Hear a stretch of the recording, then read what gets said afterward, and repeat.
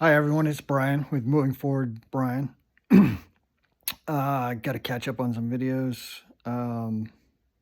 Always think of something to say as I go through these appointments and stuff. And I want to get one out about the appointment on Friday with the oncologist. We're all working so hard for that number that we reached, and so what came about from my last appointment. Um,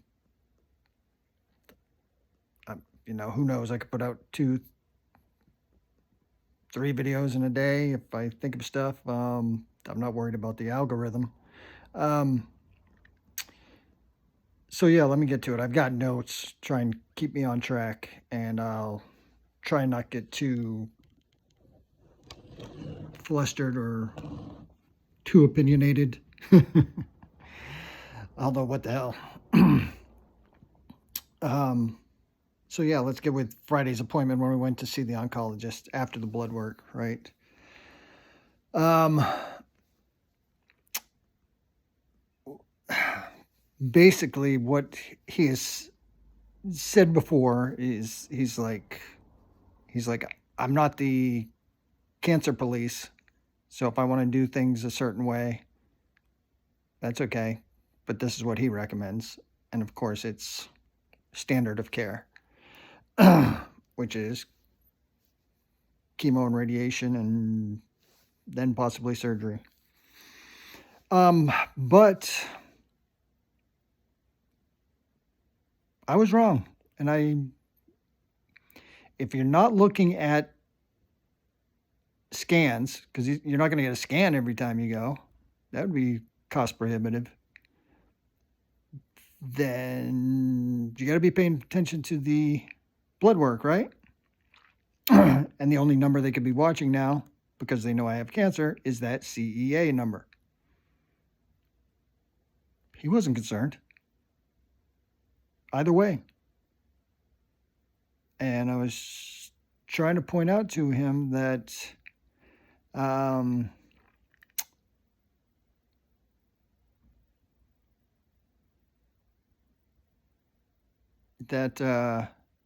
from the previous number, it had jumped up 36 points.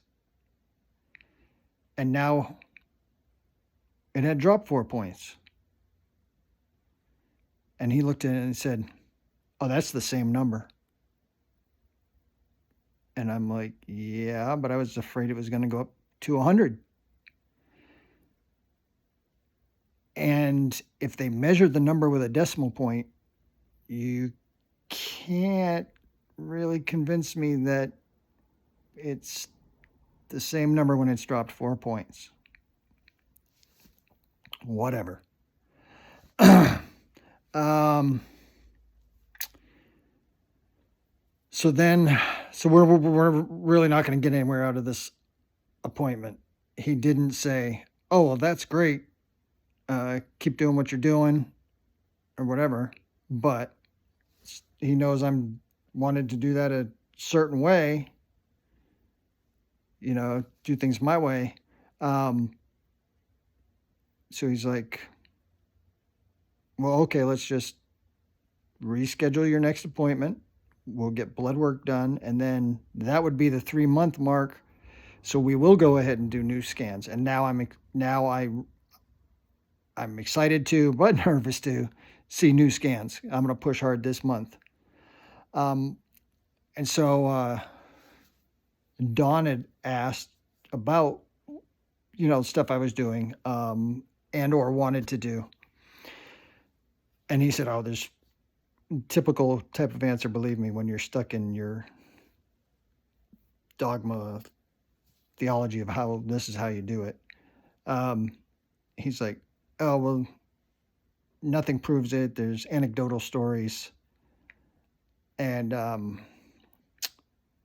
about vitamin C, high dose vitamin C, he's like, "Oh, there was a paper that came out and said it has no effect." Out of all the research I've done, it's like, okay, I learn it and I know it for me. I cannot spew it back out to others. I just can't. But so coincidentally, I went back and I wasn't really looking for it, but I was watching a couple of the videos I'd been researching on, and they had the counter to exactly the point he brought up. And trusted names, and now I'm going to draw a blank on it, but trusted names. Oh, Mayo Clinic. It was the Mayo Clinic. Trusted name, right? It's just like everybody goes and takes the word of their doctor. You got to be an advocate for yourself. So he cited the Mayo Clinic study that said, oh, doesn't show anything. And so then I happened to watch the video that had explained where the Mayo Clinic was wrong. And oh, by the way, they've gone back and redone their trial and are going to publish the papers this March or something. But freaking, whether they intentionally were deceiving people or they're just freaking stupid, but what they were trying to disprove, they didn't even do their trial the same way it was originally done that showed that it had effect. So, whatever. Authority figures, take it with a grain of salt. I'm trying not to go too far off. I've already gone a long time on that.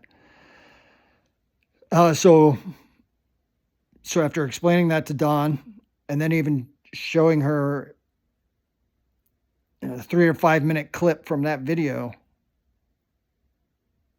about it, she made an observation about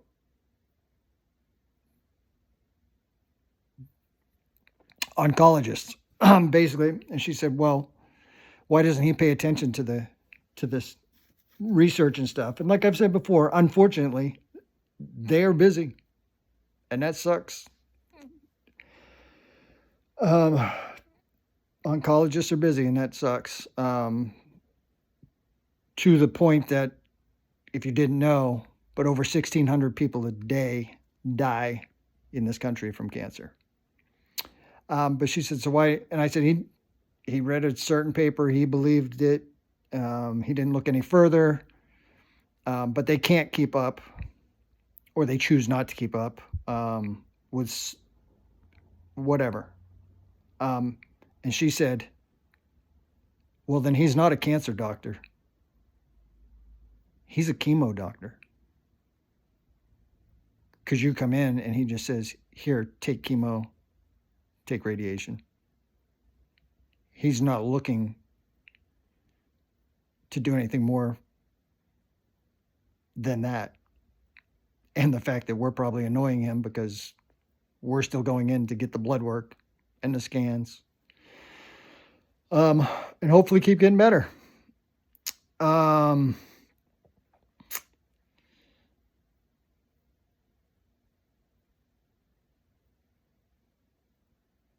And so, like I said, yeah, so we're going another month.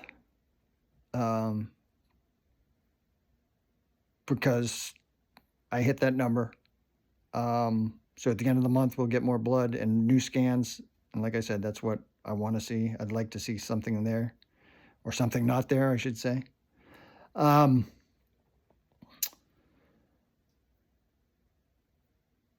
yeah, because I don't want to be his ordinary patient.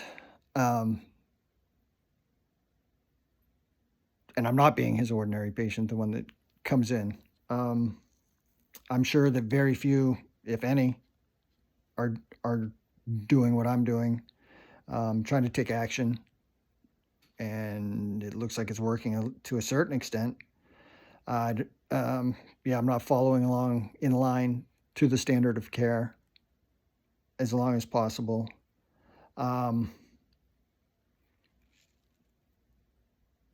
I'm shooting to be the patient that makes him ask, what are you doing? Especially after the new scans. So the CEA number, we, and I'm including you, for everybody that put in the good thoughts, we'll need them again for this month's CEA number. We're shooting to lower it some more, right? It doesn't have to be perfect, But if we can halt it, if we can put it down a little bit, awesome. Let's do it again. But the big thing now, or I'm adding another big thing to this month, is we have to clear up that picture a little bit. The scans, the new scans, I want to see improvement on, right? So that's what we got fingers crossed for this month. I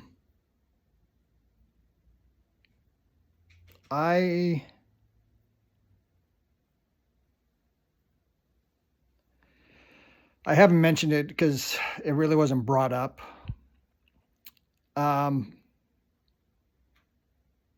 But some of you may want to prepare yourself for this if you haven't heard. I knew through my research it wasn't good. And although he didn't give a direct response to Brian's situation, he gave more of a standard answer. But Dawn asked him the prognosis. And it's a realization to have in your mind. I mean, I know that something's hanging over my head. But for those of you who want to know, nothing has specifically, like I said, been said for Brian's situation. But what he said was, with no treatment, although I feel I'm giving myself treatment, with no treatment, a few months, be lucky if I hit a year. Standard of care, chemotherapy, which would hopefully lead to surgery. Could maybe get 3 years. And then his words, if we hit the lottery and chemotherapy goes great coupled along with perfect surgeries, we can look forward to 5 years. You know what, Doc? With you and your anecdotal shit, there are too many anecdotal stories out there of people who have beat it and are still alive without your bullshit.